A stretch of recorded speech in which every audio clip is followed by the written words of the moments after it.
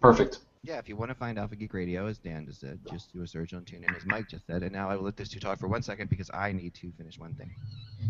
Well, I'm sure we're going to talk about this, but the signing of Jeff Petrie to a 6-year, I think it was $33 million, $5.5 million per, and I tweeted something earlier in the morning, and I said I think the person who's sending a gift basket to Jeff Petrie would be named Cody Franzen and Mike Green.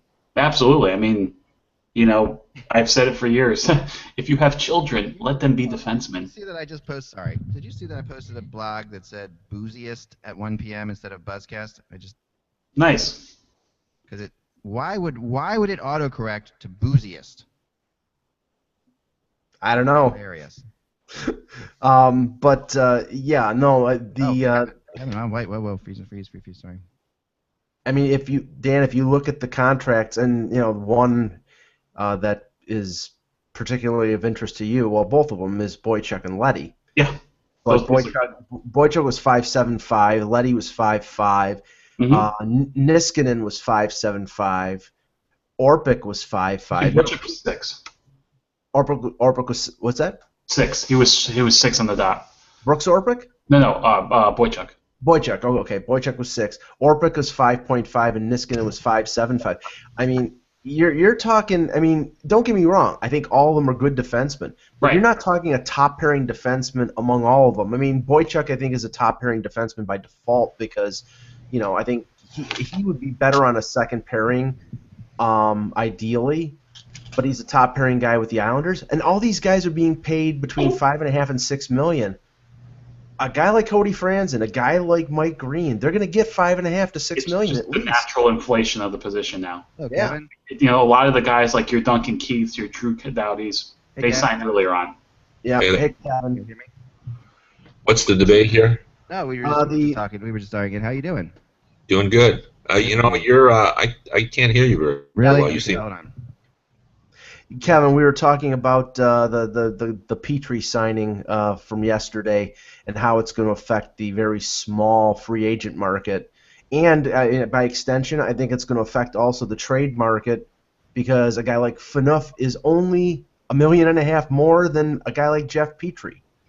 Yeah, no, to be honest, though, I think almost everybody in that category is a $5.5 million defenseman. So, yeah, that's better. Is this better? Am I okay now? Yeah, I mean, yeah, you're better. Sorry. I think you're right. All right, I think we're ready to go. Let's start the show. What's the order? Okay, we got an echo going on. Dan, could you mute yourself for a second? Sure. I think it's your echo because I heard you when you started. Yeah, it is your echo. You either log in or log out or lower. Or no, are you still hearing the echo, Mike? I'm hearing it. You're hearing it, Kevin? Okay. How about now? How do I sound? You sound good. Can you hear me? That echo is coming from where? Okay, do you hear it now, Mike? Mute yourself for a second. I don't hear it, but it's intermittent. It comes back and forth. Okay, that's fine. That's fine. I know. Chasing Echoes. That should be the name of the podcast. Chasing Echoes. It's a good prog rock band.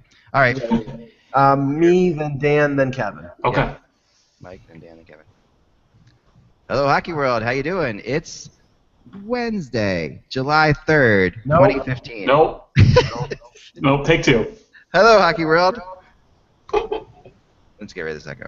Okay. I wish it was July. Wouldn't it be nice?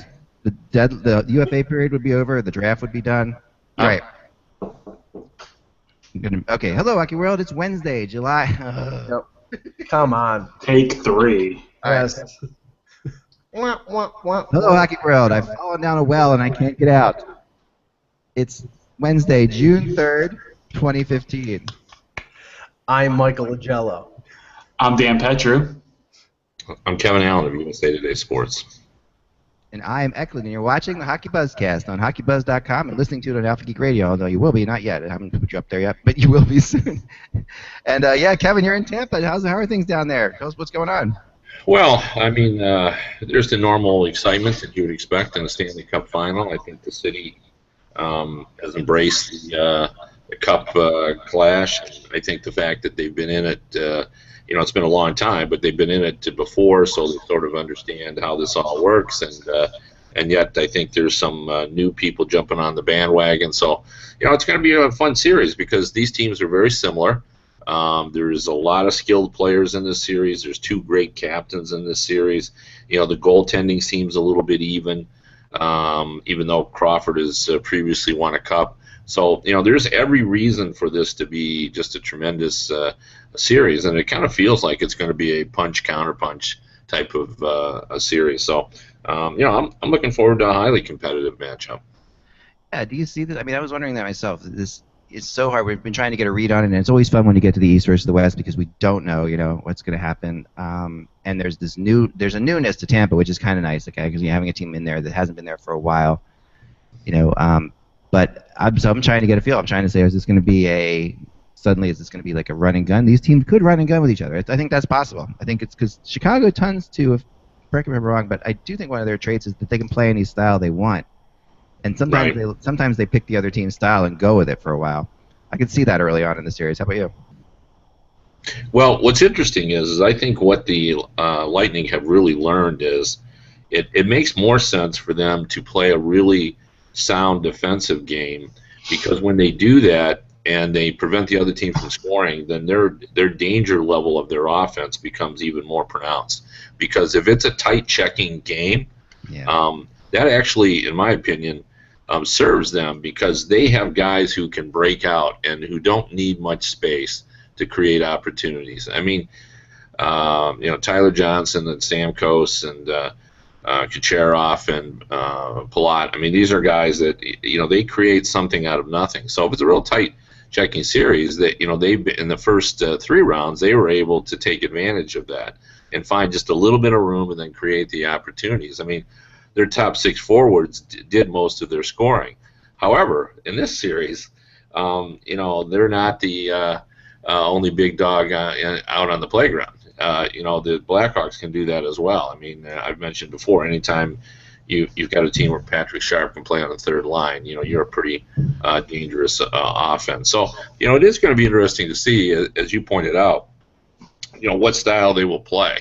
And I thought, Quenneville at the morning skate, when he was asked how the fact that the Lightning like to play 11 forwards and 7 defense will work out, he's going to say, we're just going to have to see. And I think some people see that as a dodge, but I think that's exactly right. We're just going to have to see how it plays out, and whether this will be a 3-line series or a 4-line series. I'm just pretty confident it's going to be an entertaining series no matter what they do. Is there any take on Matt Carl? What's happening with him? Is he out for good? I missed because I came back to try to do this. I missed when people were talking to him. So fine. Blame me, Kevin. Go ahead. Well, I had to blame somebody. Fine. It's absolutely fine. No, it's okay. Yeah, I was just curious. I mean, Matt Carl, I think, is an important player for them. I really do. And he's one of those guys. I mean, they have 3 Flyers on their team that played in the Stanley Cup Finals against Chicago in 2010. Which is really interesting. 3 defensemen. 3 of the 6 defensemen over there. So. I think he definitely has a importance on this team, just because their transition game with the forwards they have is crucial. I mean, as it is for Chicago, their ability to get the puck, up to their forwards, and he can do that. He's a pretty steady, dependable transition defenseman. He makes a nice first pass. He's not going to be confused with a coast-to-coast guy. But and the other fascinating aspect of this series, I think, is there are a lot of different players who have added, or people, I should say, who have added motivation in order to be successful. Like, there's Brendan Morrow, obviously, and Kimmo Timonen, who are trying to win their Stanley Cups. But, you have a guy like Jonathan Toews. Like, he has nothing left to prove. But if he wins this Stanley Cup, his 3rd, is he not the greatest Blackhawk in team history? Wow. I don't even know if you can dispute that. I mean, that already, though. I mean, he's greater than Hull, greater than. Well, I mean, you can make a case. Like, I mean, they just haven't won enough where suddenly he's going to be the leader on the You're right. of 3 Stanley Cup champions on on a team that went a very lengthy period of time without winning. I mean, Yeah. as I said, I don't think there is a correct answer. I just think it's an argument that you can make. Case. And in terms of motivation, Kevin, we've talked about it before, but the fact that this is, the last kick at the can for this particular group, not to say that Kane and Taves are going anywhere or Keith, but we know that probably guys like Sharp and Bickle and Oduya, who's a UFA, and maybe others are not going to be part of this team next year because of the salary cap constraints. So the motivation there is let's win one. Let's win one. Let's like the Beatles. Let's do one great album. Let's do Abbey Road and then break up. Yeah, no, I see that as well. I mean, I'm not quite convinced that the cutting is going to be as deep as everyone else. I mean, I know Oduya and Roosevelt will be gone, and I think either or Sharp or Bickle would be my guess. But who knows? It could be deeper. I mean, they may just decide it's time, if we're going this far, let's change it up even more significantly. And the other guy I want to bring up, because I thought about this today, and again, he has nothing left to prove, but that would be Steve Yzerman. Like, if he wins this as a GM now you've got the fact he won 3 Stanley Cups as a player, a Conn Smythe Trophy. He won an Olympic gold medal as a player. He won 2 silver medals at the World Championships. He won a silver medal as a GM of Team Canada. Now he's going to come along and he could win a Stanley Cup as a GM. I mean, his credentials in terms of being a hockey guy, it'd be hard to find anybody with that level of accomplishment. So, especially he's still young for this, as far as GMs go, he's still, what is he? How old is he? 40 something? He's 40. Well, his first year was 1983, so that means he was born in 65, so 35, 49, 50. Yeah, he's 50 roughly. Wow. See, I mean, that is amazing, and Yzerman is fascinating to me because, and then I want to have a question for all three of you guys. But when Yzerman, since you touched on that, Yzerman is fascinating to me because he is actually one of these guys who I think had a very different personality of a player to a GM. Like Bobby Clark was the same way. We actually called him Bob Clark when he became a GM. That's how different it was. It was like you weren't allowed to call him Bobby Clark anymore. Bobby Clark was like this. He was this, energetic, smiling with no teeth center who was like running around out there taking cheap shots and letting other people fight his battles. That was Clark, and Yzerman was this really, kind of like, good-looking, great player, who had all the speed and had it all together and just completely, usually smiled. You knew him better as a player than I did, but it seemed like he was a pretty upbeat type guy. He's a really intense general manager to me. Beyond, do you get that at all, Kevin? Is there a sense to this change? Well, this is what I would say about Bobby Clark. Is I had a view of him as a fan, and when I got to know him as a GM, I was relieved to know that my perceptions of him were pretty accurate. In terms of how Did not think you're going there. It's pretty funny. Yeah. So I mean, he was a difficult player and he was hard to play against. Oh, I agree. And as a guy who had to cover him, he was difficult to play against, and he was hard to deal with. Yeah, and he would cheat. He would cheat in any way he could in anything. Yes. That's the one thing about Bobby Clark. Well, and I don't agree with this, but in the hockey world, what we say: if you ain't cheating, you ain't trying. So. Exactly. But Yzerman, people don't give him enough credit. People don't realize how tough Yzerman is as a GM. Like the St. Louis thing was pretty eye-opening. Like there was some stuff that went on to Marty St. Louis. Like he didn't back down to Marty St. Louis at all, and didn't give him a slight, for a guy who was pretty historical in the franchise. Basically, just got rid of him. And just. Yeah, I see, but I would disagree. I think he did sort of. I do think he sort of gave in to Marty. I mean, there were GMs that were saying, don't trade that guy. If you don't want to trade that. I agree with you on that. I mean, Marty, he orchestrated the trade to the one team that he wanted to go to. What I would give Yzerman the most credit for is the fact that he got back Callahan and got back first round pick. Yeah, he got a great return for a market that was one team. So I mean, I give him a lot of plaudits as a general manager for his skill, for the ability, his ability to find talent. I mean, no, there's no question he made a great trade considering what he had to do. I mean, there's no question about that. But I don't know. I was talking to some people in the St. Louis group at that point, like people, friends of his and stuff like that, and they were all saying that they were shocked at how They were calling Geyserman how much of a bastard he could be. Basically, is what they were saying. They were real. They were people in the St. Louis group that were very surprised. That's sorry I bring that up. But my question is this: this is Chicago's third time to the Cup final. Obviously, that's not a question. But of the 3 teams they've played, is this the best team they've played in the Stanley Cup Finals? Dan, we'll start with you. Let's see. They've beaten. They beat Philly and they beat Boston. And they won both Stanley Cup Finals in really wacky ways too. I mean, absolutely crazy. Both ways were insane. I would say defensively the Bruins were probably better, and in between the pipes, obviously. Mm-hmm. But this is one of the most in this era. If we went through the dead puck era, with goal scoring down, and it's difficult to score 30 goals now, and 20 goal scorers are hard to find too. This is an explosive offensive top 6 that the Lightning bring to the table, and is close to a 90s style forwards that we've seen in a long time. So the Blackhawks are absolutely going to have their hands full in this series, trying to stop some of those guys because, like Kevin said, it's not. They don't even need time. They don't even need a lot of space. They're a lot of these guys. Stamkos' release, Kucherov's release. They just need a little fraction or one breakdown, 1 2-on-1, and the puck's in the back of the net. So I think this is going to be. I still think from styles, I still think the Bruins probably had the best defense, the best goalie, but for an offensive challenge. This is going to be quite the test for the Blackhawks. I don't even know if I answered the question. So I'm going to say yes. This is going to be this is going to be their toughest challenge. Yeah. What do you think, Kev? No, I think it was the Bruins. Okay.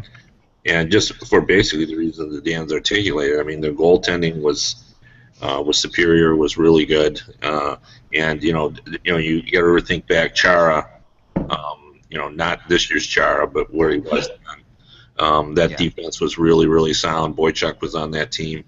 That was hard to play against defense. They had Bergeron, they had Krejci. I mean, that was a good team they beat, and I like this Tampa Bay team a lot, but I don't think they're nearly as deep as the Blackhawks either. Obviously Boyle is a highly competitive role player, but that third and fourth line really hasn't had either they haven't had to or they haven't done much. Yeah. Right. So. I think they're comparable. I hate to sound negative on the Lightning because I'm really bullish on them. But I'm not comparing it. The Bruins won a Stanley Cup. That Bruins team would won. I think that Bruins team was pretty good, and Bergeron, Stamkos is better all around than people give him credit for. But he's Bergeron to me is just incredible all around player. Right. I mean, I agree with the Bruins. I mean, the thing is that a guy like Tyler Seguin was playing out of position with the 2013 Bruins. He was playing the wing rather than playing center like he's playing now. Yeah. They were a much more solid defensive team, forwards, defense. Rask was a better goaltender. I'm not saying that Tampa Bay is a bad team, not at all. I think, but the experience factor of winning the Cup in 2011 and the quality of Chara. Chara is 6'9" and a big guy and a physically imposing. Hedman is a big guy, but he doesn't lay the body like Chara does. He's not as physically imposing. He's a great defenseman, but they're different types of defensemen. So I think that Bruins team, posed a lot more of a threat to the Blackhawks than Tampa Bay does. But that doesn't preclude me from thinking that Tampa Bay has a chance of beating them. Maybe, yeah. I mean, I think Hedman's coming, though. I think if you look at his progression as a defenseman, I think Hedman's coming. Hedman is actually, I would argue that Hedman is a bigger difference maker all around than Chara because he can really move the puck too, and he's really, especially in this season, he's really improved in that area. So he has the potential to do that, but. At that point, Chara, as everyone has pointed out, was just such a physical force and sort of a monstrous presence. And Hedman's been really, really good, but it's not the same aura. Right. Yeah. I mean, they played against Pronger with the Flyers. That was Pronger I would say his prime. He had a great series towards the end of his prime, but still really good. Who was the goalie for that Flyers team? I'm drawing a blank. That's a good question. Layton. There were like 6 goalies for that Flyers team. Michael Layton, that's right. At the end of the day, it was Michael Layton. Yeah. Actually. Real funny story about Layton, because wasn't he back in the minors the following year? Yep. Okay, so they played I think it was the Phantoms. They played the Bridgeport Sound Tigers. I went to the game, and that year the Sound Tigers used Chelsea Dagger as their goal song, and the Sound Tigers scored like 7 goals in 2 periods. And I look at Leighton, who was in goal for 6 of them, and I was thinking, just coming off the Blackhawks, I'm like, he must really hate this song. No, he had a really, I mean, they signed him again. But they felt like they had. It was a messed up situation. But anyway. I think most hockey fans hate that song now, Dan. It's like we hate the Geico commercials and we hate Chelsea Dagger. What Geico commercials? I'm just kidding. Yeah. No, you missed Ty Anderson's rant on the frog insurance thing last week was hilarious. He's just like, if he sees that commercial one more time, he's going to kill someone, and he was really good. That's for sure. The thing I think about this Tampa team compared to those other 2 teams, and I don't think they're a better team either, but I think they may have the best offense of any of these teams that Chicago has played. And I think that beating Chicago does come down to being able to score goals. And I think that's why I give them a little bit of a shot, but it depends on how it all plays out for sure. But my one thing, the other question I had, and then we'll start with Kevin on this one, are the 2 best American forwards playing in the series? Oh yeah, without a doubt. Yeah, right. Tyler Johnson has moved in. Yeah. Patrick Kane was probably the best American player, but now Tyler Johnson. And I still would give the nod to Patrick Kane simply on the strength of a longer, lengthier body of work. I mean, you could just make a case that Tyler Johnson just had an exceptional season, but I don't think that's the case. But you could do that. But yeah, and they're different positions, but they're similar guys in their danger level. They're both very dynamic, and like I've said this before, and people have given me grief over it, but I mean Tyler Johnson has sort of been like the American Pavel Bure for especially he was earlier in the the playoffs. Not so much later as we moved along, and by that I didn't mean he was. As skillful or as electrifying as Burry was, because very few ever have been. But my point is that he could, in just a snap of your fingers, suddenly be in and gone. Like his quickness. Like I've talked to several players, and they've all make the same comment. Like I knew he was fast, but I didn't know he was that fast. I mean, it's a constant refrain in these playoffs about how quick he is and how it doesn't take him long to get up to maximum RPMs. So. Oh, his explosiveness is crazy, and he does, and he plays, and he stick handles and passes and shoots very well at high speed too. Like that's the other thing he'll do. He does make plays while he's moving. Some players will slow down. He doesn't slow down at all. He does everything while he's going as fast as he can too, which is what really. And he's able to stick handle and make plays in small spaces, like in the corners. I mean, if you'd think a guy that's that small would not go into the corners, would not go into those danger areas, but he does. And he's able to convert them into offensive chances, and that's one of the things I think is one of his best qualities. I think Burry's a great comparison. Honestly, I have thought that since the first time he said it. We used to be able to say that the guys could stick handle in a phone booth, but nobody under 20 knows what a phone booth is. So he could stick handle in a tanning booth. How can we go there? No.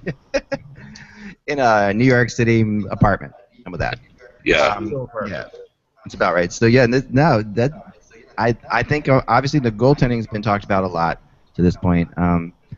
Crawford has shown more experience. Bishop has shown. I mean, these are 2 really big goalies. I mean, size-wise, I don't think you've had a Stanley Cup final with bigger goalies than these 2. Oh yeah, I want to bring up something about that too, which I thought was kind of interesting. And I guess I've always known this, but it really brought home. I was just talking to a GM about. In this playoffs, I've noticed, and I think we all have, how many shots are just missed the net. Yes. And I mean, just everything just misses the net. And I was talking about this with the GM, and he said, they're missing the net because there's so little net to shoot at, and they're trying to pick that corner. Right. It's not really that they're missing the net; they're just missing their spot. I mean, because these goalies are so darn big that they're trying to just be too cute and just tuck it in that 4-inch by 4-inch space in the upper corners, and that's why they can't. It seems like they're always missing the net. Well, they are missing the net, but it's because they're trying to be so fine with their shots, which I thought is kind of interesting. I mean, I don't think it's not anything we don't appreciate and understand. But I don't know that we think about it every time a puck goes wide of the net. That it's not like they're just trying to get it on frame. That doesn't achieve anything. They're actually trying to put it in a specific spot, and that's why it's a little bit harder to get it on than we think.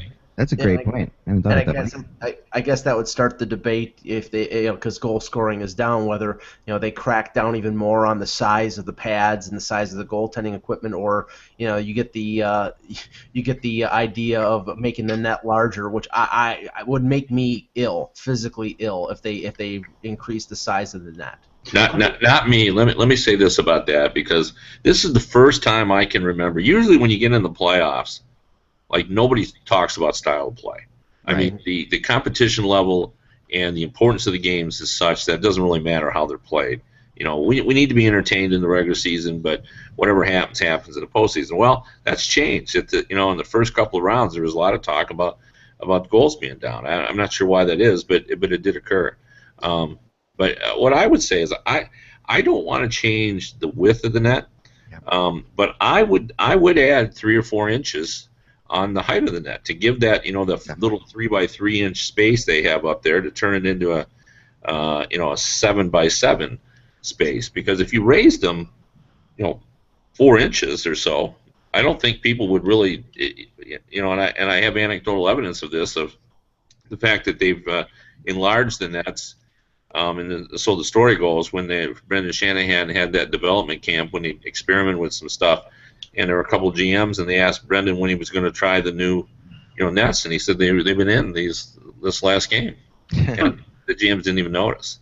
So my point would be, I think if you just added 4 inches of height, that the premium shooters in this league could take advantage of that. Or even 5 inches, and I'm not sure we would notice. I think it would just sort of blend in. I think if you change the width of the net, that will change everything, because it's going to change goalie angles. It's not going to look right, and everything else. But I think if you just add a little height to them, probably we wouldn't notice. You wouldn't notice at all. I love this because I've talked about it before, and I've talked about my flight with Don Granado across the country, and when he talked about this, so this is his big campaign. Is he works for the U.S. Team now, the younger kids. But Don Granado said when he went to a camp in Minnesota one time, he went to see the Minnesota not a camp, but the Minnesota Gophers. Yeah, no, not the Gophers, the high school tournament. Okay, there's the famous high school tournament in Minnesota that they have every year, and he went to this. And there was a lot of scoring, a ton of scoring, and a lot of goals going into the top parts of the net. And he talked to some of the other scouts there. He said, "Why are all these goals going up into the top part of the net?" And they basically said, "Well, these are high school kids, and they're a little bit shorter, and the nets are a little bit shorter. So the nets are the same size, but these kids are a couple inches shorter, 3 or 4 inches shorter." Kevin, it was like the same thing. That gives that little bit of area for shooters who are good to put it in. And so Don's been talking about that forever. I'll tell one story about Mario Lemieux. It told me that how the game changed from the time he started. And he said, and obviously he was one of the premium goal scorers in NHL history.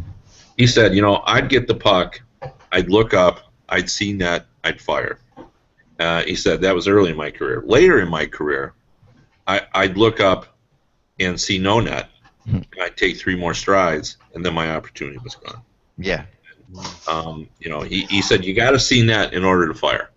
He said, I was confident in my ability to thread it, but I got to be able to see some net. And the goalies had gotten so much bigger, and there was so much equipment that he didn't see net, so he wouldn't fire. That change in the net would make butterfly goalies not obsolete, but it would make them a lot more vulnerable, because obviously. That's the thing. It actually does, and that's what Don said too. It actually makes the nets wider without making the nets wider, because the butterfly goalies can't go down the same way. They can't cover the bottom parts of the net like they would normally. And if you can't cover the bottom part of the net like you would normally, they go. Look at the goalies look at some of the goalies like Pacarene or these guys, Bishop. They can go down the butterfly, and they're big enough that on their knees they're basically covering the entire top part of the net. Still, you can't really stop that. I mean, once you run into goalies, goalies, smaller goalies like Antti Niemi or whatever, and they can't live off that. But these guys have been able to live off that, and it's no secret that the goalies who are left in this are big goalies. I mean, I think it's affecting Gibson in Tampa that Anderson's a bigger goalie. I think that's part of it. I really do. And Anderson's size is kind of underrated. He's a big goalie. I think the first thing I would, I like the idea of raising the nets and not widening them. I actually like that idea. But I think, trimming the goalie equipment back a little bit, I think is a good start. Tailoring their jerseys a little bit for, I think I would start there. I'd also call the rule book. It seems like since the last the original lockout with all the massive rule changes, that the clutching and grabbing is kind of back a lot. The interference is there a lot. If more power plays would usually would equal more goal scoring chances. Yeah. So I think that's something I'd look at too, and I'd also consider making you have to serve the entire length of the penalty too, the entire 2 minutes. I like that one too. I also heard one possibility is the net of the width of the net, if they narrowed the width of the posts. Yes, I like that too. Yeah, you could have basically the same size of the net from outside of the post. I don't like that one. The post, but then I don't like that one because something. I mean, then it feels like you're playing with like Milex street hockey nets. Like the cool thing about NHL goals when you're next to them is that the posts are really nice and thick, and there's not much more exciting in hockey than a puck hitting a post too. So that I don't want to take that part of the game I out. hate hitting the post. No, that's horrible. It's a big negative maniac. We'll actually have to hold seminars to retrain people who judge whether or not a puck go in by the sound it makes. So Yeah, right, exactly. So there you Right. have it. Higher clink. No, Yeah. but my last thing on this whole thing, since we're talking about the Nets, what has to be returned to the Nets, my favorite thing of all time, was the middle netting that came down in the middle. Oh, I don't think Gilbert Perreault would like that too much because he got impaled on. Oh, that. I know, but I love that thing. I mean, I was looking the other day. I used to love to when I was a kid in school, like in 3rd and 4th grade, I would draw hockey nets all the time. When I was doodling, I would draw nets, and all my drawings I was going through a bunch of them the other day. All my drawings from back then, have that like middle netting in there. That was a big thing, and I drew them, and there was nothing cooler than that side shot hitting that middle netting and flopping down. I mean, I remember Rick McLeish and Phil Esposito and all these, I don't know. That's something that I miss. I thought that was so cool because it actually wasn't like the in and out real quickly. I do also think that the nets are too tight in the NHL. I'll throw that out there too because I do like when that puck stays in the goal. Some of these that we've seen are just crazy. But I understand why. But anyway, let's get back. That's a summer discussion. That's a summer date for sure when we have nothing else to talk about. But and we'll definitely get into this for sure. But did you get a sense of the mood around Tampa as far as the fans go yet, Kevin? Well, I mean, they're very excited about it. I mean, it's a bigger deal than it was, I think, in 2004. Right. I mean, I think there's the foothold that this team now has, and there are statistics supporting this in terms of jersey sales and so forth. Like they've made inroads in becoming like the city's darling team, and it's there's a great fan experience. We've talked about this before in Tampa Bay.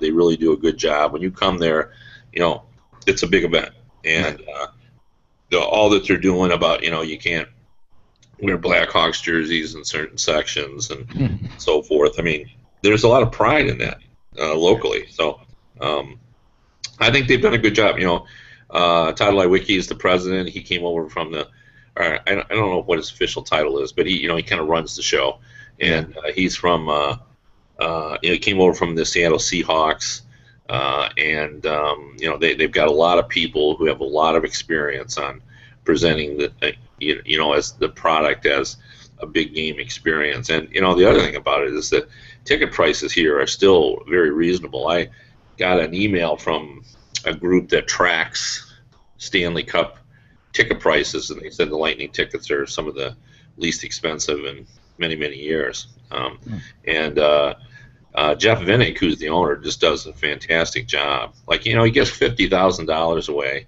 to a charity every game, and they don't just give it away. They, it's incredible. I actually watched how this is done. They have a player who is taped or videoed, talking about the guy or woman and what they've done in the community. And then Jeff Vinnick presents the check and shakes hands and talks to him for about 10 minutes. And this is all done right before the game. I mean, when the team is coming off the ice after warm-ups. And then by 8 minutes into the first period, they've edited that down and it's shown on the screen. And it's really remarkable. And then the person who's been celebrated is up in a luxury box and steps forward and waves to the crowd. And I thought it was interesting. Dave Andreychuk was talking about the final and winning in 2004. He was captain of that team, as I recall. And they asked him why he stayed in Tampa afterward, and he said because of the community. You know, that he just likes living here, and he likes the people, and he likes their attitudes and all that kind of stuff. And I thought, you know, that's at the heart of what the Lightning have done here. I think Jeff Vinik recognized, you know, this is a pretty unique community where there's a lot of people doing a lot of good things, and so he celebrates that in addition to his team, and it's sort of worked out well. It's gotten the community more interested in his team as well. That's great. Yeah, I've had good experiences with him, and you know, as I did with Warren Coolis before him, and there's some good people that have been left over in the Tampa organization from one to the other too. There are a few people like the media guy, whose name escapes me right now. Bill Wickett. Yeah, Bill he's great. I mean, Bill's one of the greatest guys that's out I would there. agree with that assessment. He's totally good, and I'm so glad he's still around, and I can't wait to see him. He's again. a Michigan person, by the way. He is a Michigan guy. Yeah, he came from the Pistons. That makes sense. I mean, he's just very accommodating and really on top of things, and gets it. He gets it. I think he gets the media and gets what the media is doing, which is usually important and helpful in series like this. So that's I mean that's going to be fun. I mean, I think it's going to be a barn burner of a series. Originally, and I guess we should get to some predictions now because we're towards the end here. So originally, my prediction on this series was, when I was thinking about Tampa playing either team in the West, I was saying, well, you know, they really don't match up well against these teams because Tampa does not like to play against physical teams, and that's what they got away with the Rangers. You know, they got away with playing a non-physical team with the Rangers. So, by the way, Marty St. Louis is not coming to this, right? Like, are there a bunch of ex of the 2004 team going to be there tonight, Kevin? I heard. Yes, I think that is right. Yeah. Yeah, I heard Brad Richards is going to be there though. Yeah, I heard that as well. Brad will be there. But it was funny. I mean, the three players you associate with that team, Brad Richards, Marty St. Louis, and Vinny LeCavier, Brad Richards is going to be there. It would be evil to ask, you know, Marty St. Louis to be there, but I guess he will be there. I don't know if he'll be there or not. But and Vinny, I'm sure, will be there. What was that? Dan Boyle was there last week. Yeah, he was there for the pre-party. Yeah, it's fun. Yeah, he's another major part of that team. And wherever Hobby Bullen is now, who knows? So it'll be interesting to see who actually they have out from that team. Yeah, Hobby Bullen was incredible that season. Yes, he was. You know, then he got rewarded with that great contract. In Chicago, ironically enough, right? Yeah, you know, the other thing about that 2004 team, I'm amazed that people's memories of that team were sort of, it was like they were upstarts, you know, like that it was sort of a, you know, they exceeded expectations, but that team was really good all season long. They were really good. They were, and they would have won. I think they could have won again in 2005 had we had a season. That team definitely got destroyed by the fact there was no season next year. But they eventually got destroyed by the big contract, Zach, because they would have had Hobby Bullen for one more year. You know, they would have had Hobby Bullen again in 2005. They were peaking. They were definitely peaking at the time they won. I agree with you, Kevin. I mean, they were a really good team, and they. Yeah, they were, and they started a craze a fad that I absolutely despise now, but the fad was, and I gave them full marks at the time. It was a fun story, and I believe it was Andreychuk, or at least the veteran group that did it. But you know, the idea is that you don't step on the Lightning logo. Mm-hmm. And they mark it all off and everything. They were the first, as I recall, to do that.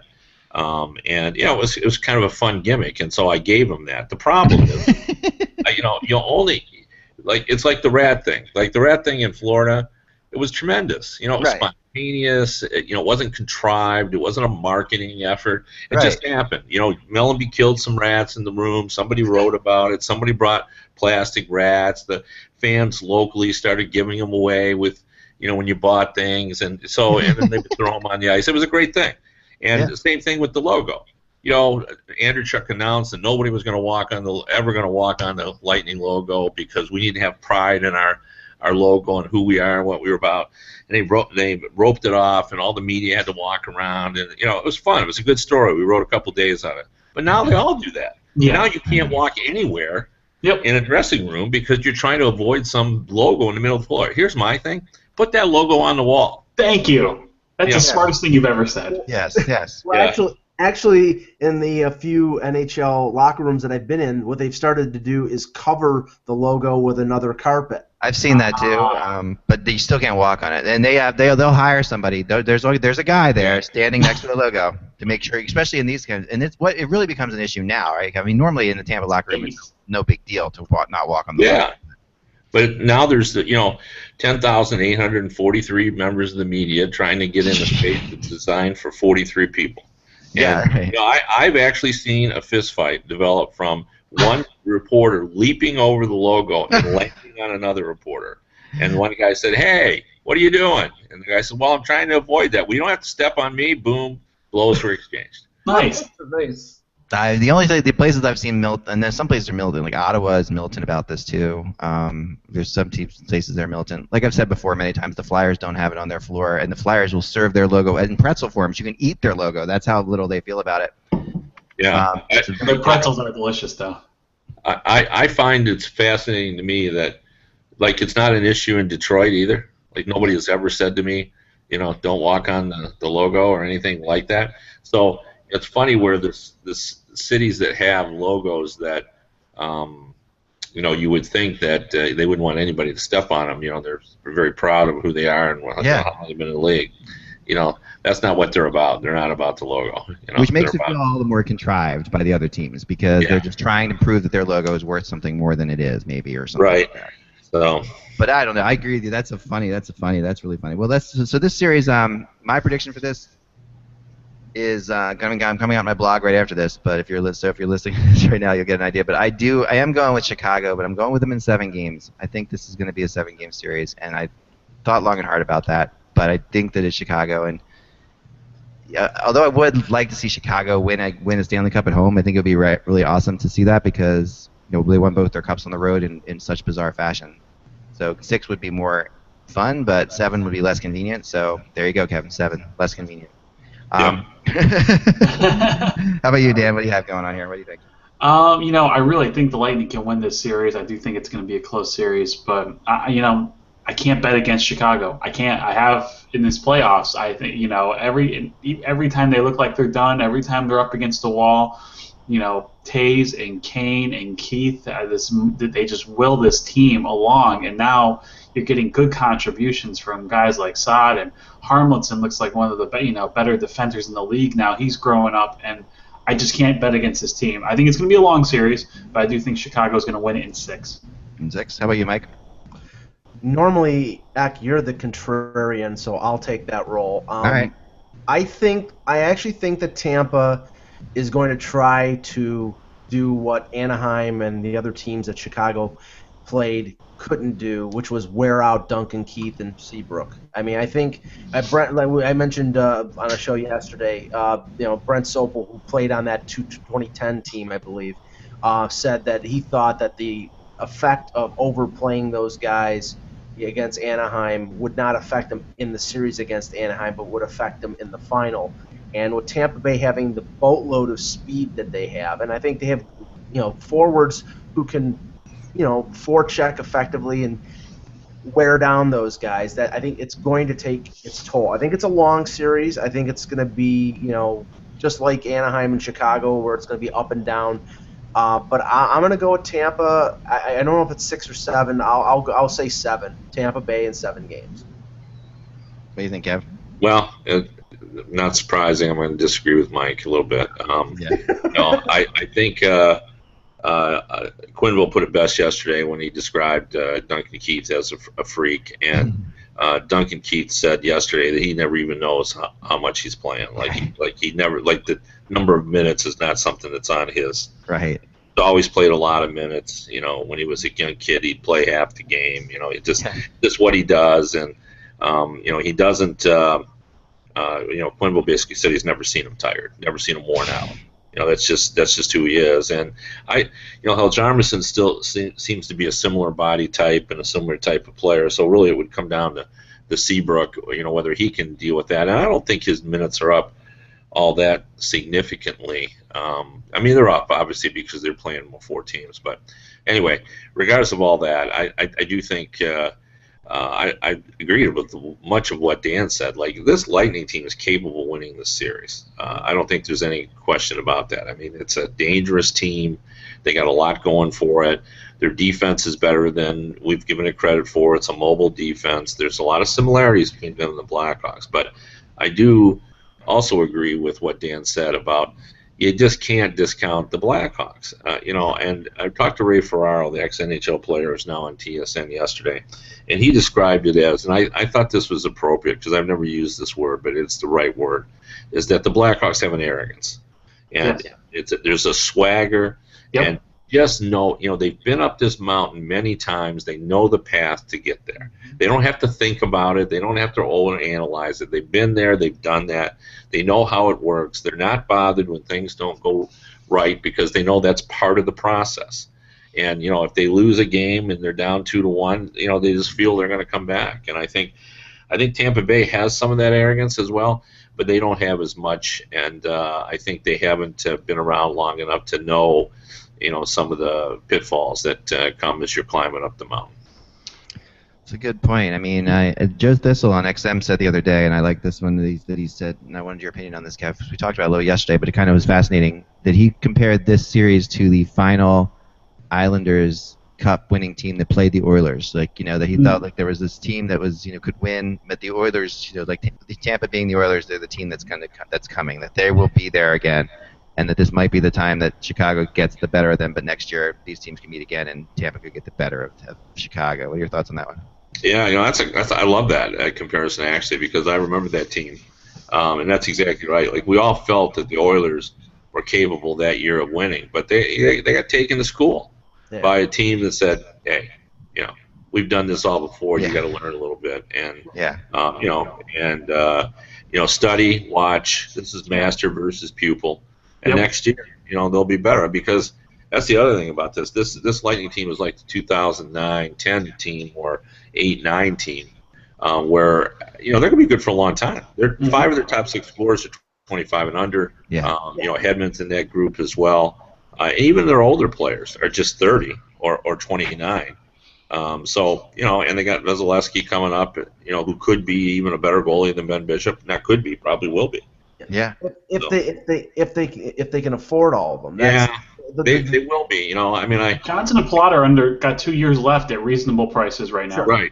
And I just saw a story on this. Is so right, and I think it's important that when you're analyzing a team, almost every team now has 6. It used to be 4 players. Now it's up to almost every team has 6 players or 7 making a lot of money.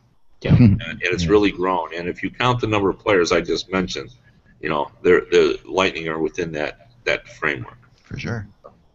Interesting. Wow. Well, it all gets going, and believe it or not, guys, 1 month from today is UFA Day. Good. So just means summer's almost here. If your team is not playing, just realize that you're only 1 month away from UFA Day, and we're only 3 weeks away from the draft. Will there be any players left on UFA Day? That's a really good question. This is going to be a weird UFA day for sure, because there's not even, normally we have somebody at this point who, we're like, oh, that person's definitely going to be a free agent.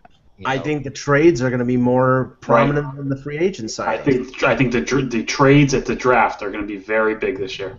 I think there'll be more. I think there'll be just as many trades. Well, not as many trades, but a significant amount of trades after July 1, because there's certain scenarios in terms of contracts where players are being paid bonuses that teams won't want to make trades for them until after they're paid bonuses. Like a guy like Kessel is getting a bonus on July 1. Oh, for sure. And then the term that I'm trying to get Kevin, so you can use this anytime you want to in the USA Today article and tell them that it came from me, is the term of a player being lead chucked. I love it. What chucked? Lead chucked. Like Leddy and Boychuk. Which means like that's a player who has to suffer what Leddy or Boychuk suffered last year. So it's a lead chucked player, which could be like Bickle could be lead chucked this year. Players like that just have to be moved.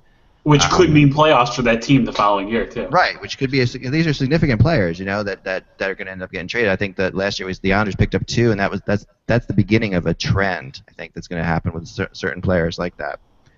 Here's a final question for everyone to mull over by tomorrow. Do you think the Blackhawks regret the trade of Leddy? Now. Well, I mean, they're going to have to get another defenseman.